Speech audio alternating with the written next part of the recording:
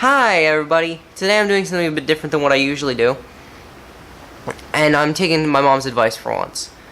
I read a lot, and I'm kind of like a history nerd, so I'll read something that I find outrageous, and I'll come up and I'll start, talking to her about it. I'll rant on to her, outraged about it. She said that I should put this into videos. I should make videos about it, so that's what I'm going to do.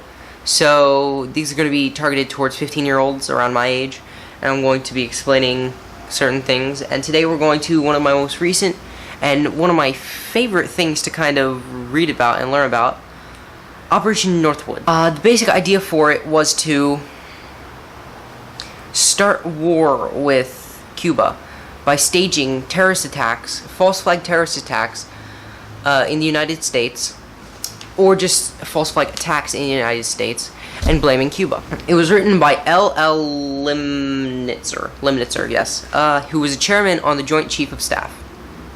So the basic idea was that they were going to do certain things like hijack jets by remote control and crash them, and it was also an idea was tossed around to destroy a U.S. Navy vessel that was stationed in Guantanamo Bay to start a war with Cuba.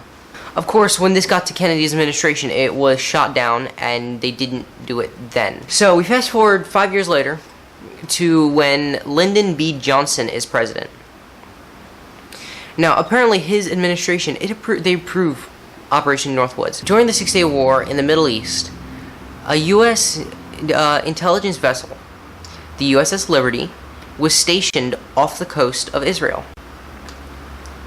It was clearly marked, though, in international waters. Soon after they anchored and had stayed there for a bit, they were attacked by 3 unmarked fighter jets, who bombed the ship repeatedly, dropping napalm and white phosphorus. Soon after the 3 planes had started attacking the ship, apparently it was two torpedo ships, I think it says here, yes, 2 torpedo ships flying Israeli colors were strafed the ship and started attacking it.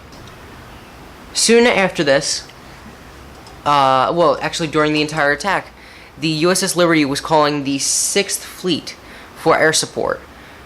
Almost immediately, the 6th Fleet dispatched 2 fighter jets, but soon after they were dispatched, before they got to the USS Liberty, there was a call from the White House, and they were ordered back. The 2 planes were ordered back. And here it says that Lyndon B. Johnson, who was then the President of the United States, was quoted saying, "I want that ship at the bottom. No help. Recall the wings." The Admiral of the 6th Fleet ended up calling the White House to make sure that the order was, to confirm the order. The only thing that stopped the attack on the USS Liberty, and why it wasn't destroyed, was a Soviet spy ship came in range and witnessed the attack. Of course, it was later revealed that the unmarked jets were in fact Israeli, and the Israeli ships also retreated, letting the USS Liberty get away.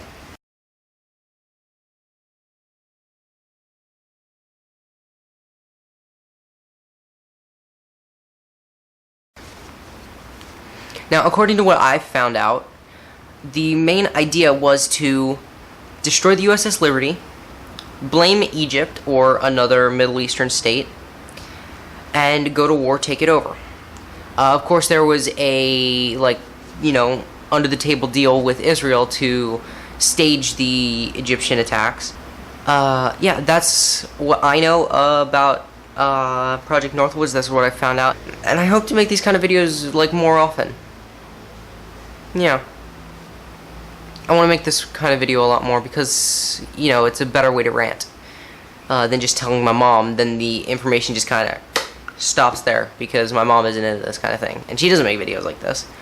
So, yeah, I'll start doing these a lot more often now and stop shaking my gosh darn camera.